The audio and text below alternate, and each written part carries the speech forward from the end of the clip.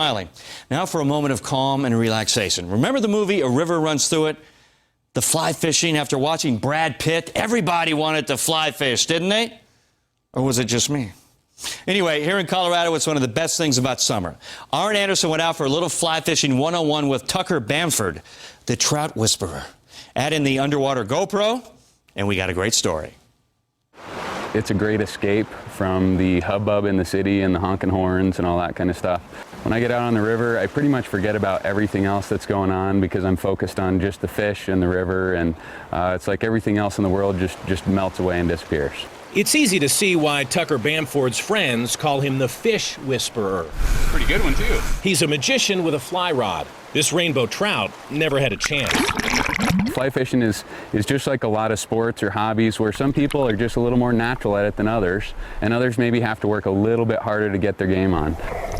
You can literally get a degree in aquatic trout stream entomology if you want to, or you can make it really simple and after like a basic 1 or 2 hour class, go out there and have some fun and catch some fish.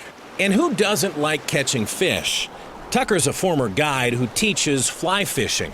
The payoff is when his students get hooked. I get people coming back from our classes that we teach all the time that say, hey, you wouldn't believe it, I went out this week and I went down to Decker's on the South Platte and I caught fish. That is one of the most awesome things about living in Colorado is, you know, just right outside the Front Range, we've got some great opportunities. It's a fly fishing mecca, although this time of year, you have to choose your spots wisely. All that snow that fell in April is starting to melt now, and so some of the creeks and rivers, that water's starting to come up, it's getting off color, which makes it a little harder for the fish to see your flies. But if you can find situations like this where this is a tailwater fishery, in other words, water comes out of the bottom of a dam, and it's pretty much always clear.